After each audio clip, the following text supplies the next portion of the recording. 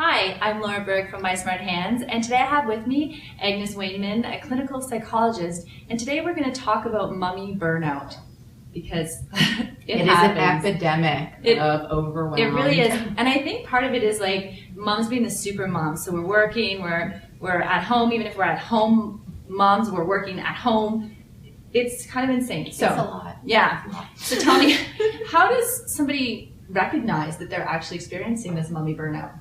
Yeah, so I think first of all is recognizing it is a huge part of it, because in my practice I see women who've been burnt out for like months or years and actually haven't realized that they were burnt out. Right. So I think first recognizing, if you are just utterly exhausted, and I know being exhausted is kind of part of the whole motherhood package, but kind of feeling where you're never rested, you're getting up feeling exhausted, you're feeling like you're just dragging yourself through the day, that's a sign.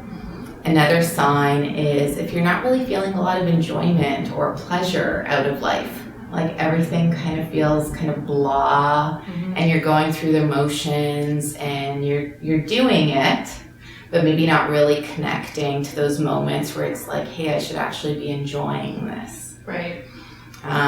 Feeling irritable is a sign of burnout. So kind of having zero patience, kind of things bothering you that wouldn't normally bother you. I just call that PMS. Well, if it's a month long, right, there's no relief. Right. Mm-hmm. Wow, I actually think I might be experiencing that mommy burnout. I get up tired all the time, but no, I do have joy in life, but wow. Okay. Mm-hmm. So what can people do? So I think first of all, be aware of it, that it's happening. Don't judge yourself for it.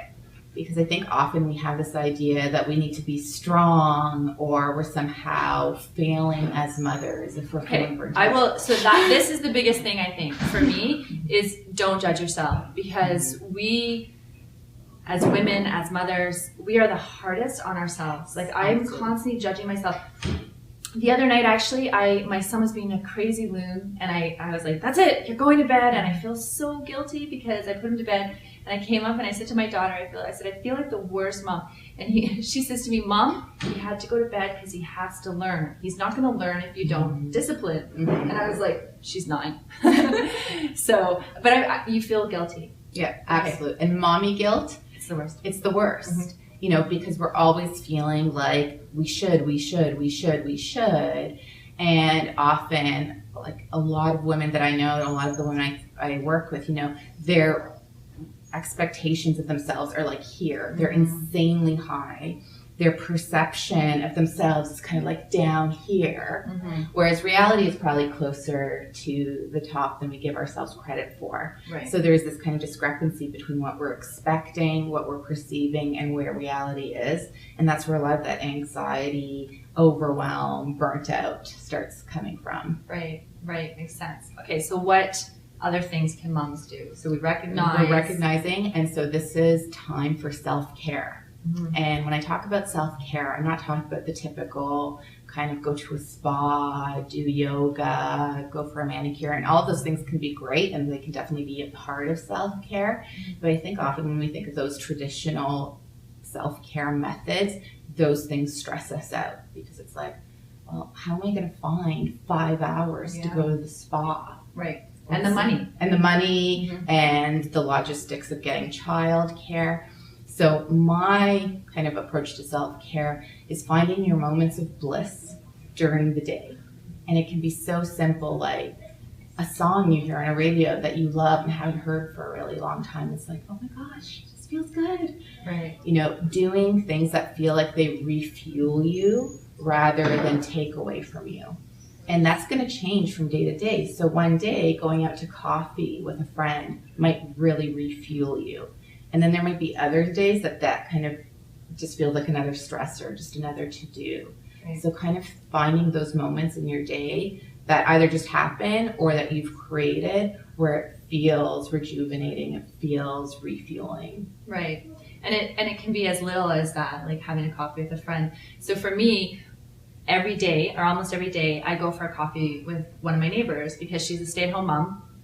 And it's literally 15 minutes. I go over to her house, we have tea on the porch, and then I come home. It's not a commitment, because I think when you make those commitments where you're visiting, then you feel like I don't have a half an hour in my day. So it can be something simple as that, or even, I don't know, something as simple as closing the bathroom door and locking it just to be able to use the washroom without having somebody standing beside you or sitting on your lap, because that happens to me all the time. I will be in the washroom and have company. So something like that. Yeah, right? So simple, easy, doesn't create stress.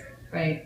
So can you give me a couple other examples just to get people sort of thinking? Actually, I have a 30-day self-care challenge, which is absolutely free that people can sign up for on my website. And it's 30 tips, and they're all really small like that. So go into your home and find something that you previously loved, but just don't pay attention to anymore. So whether it's a beautiful painting in your home or a soft pillow, just go and appreciate that for 5 minutes.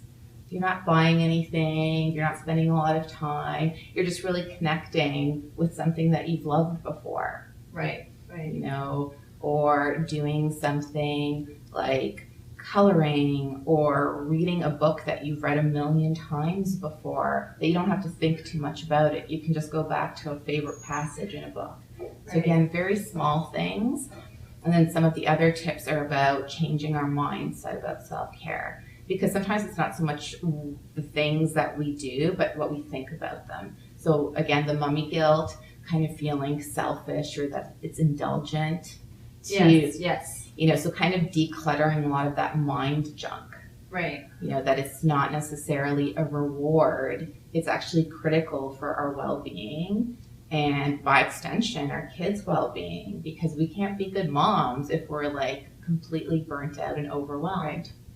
This is the key I want you to take, is that we can't be good moms if we can't take care of ourselves first. So I will, sometimes I go on an overnight vacation with some girlfriends and leave the kids at home with the husband. I used to feel really guilty until I realized when I came home, I was so much happier and I was revitalized. So not making yourself feel guilty for taking that time, I think is really important.